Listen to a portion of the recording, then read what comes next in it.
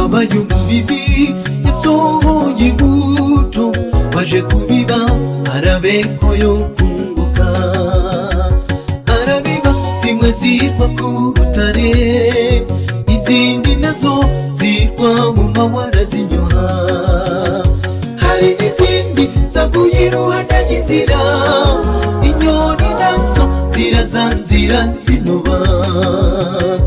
Umubibyi yakomeje kubiba impande zose, ntiyacitse intege, kugeza aho abiba mw'ivu ryiza, ziratotahara. Ibyo bifise ico bivuze bene data, usoma niyiyumare. Yelelelelele bene data, uri mw'ivu ryiza ja muri kurutare, susuma imisozi we bene data, uraba uhagaze uri mu ruhande rw'Imana, uri mu buguwa bene data, uri mw'ivu ryiza ja muri kurutare, susuma imisozi we bene data, uraba uhagaze uri mu ruhande rw'Imana.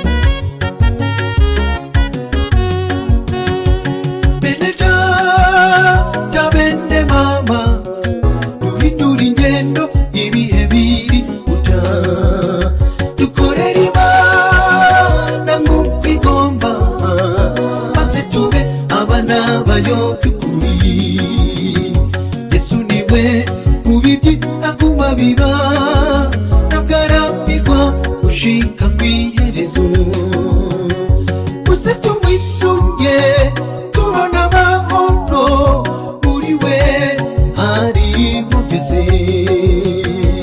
Guma muri Yesu ntumvemo, wambe imbuto nziza utotahare. Yesu niwe nzira y'ukuri n'ubugingo, nawe uja kwa data atamuciye ku hoya. Uri muguwa bene data, uri mw'ivu ryiza ja muri kurutare, susuma imisozi we bene data, uraba uhagaze uri mu ruhande rw'Imana, uri mu buguwa bene data, uri mw'ivu ryiza ja muri kurutare, susuma ingeso zawe, uraba uhagaze uri mu ruhande rw'Imana, uri mu buguwa bene data, uri mw'ivu ryiza ja muri kurutare, susuma ingeso zawe bene data, uraba uhagaze uri mu ruhande rw'Imana, uri mu buguwa bene data, uri mw'ivu ryiza ja muri kurutare, susuma ingeso zawe bene data, uraba uhagaze uri mu ruhande rw'Imana.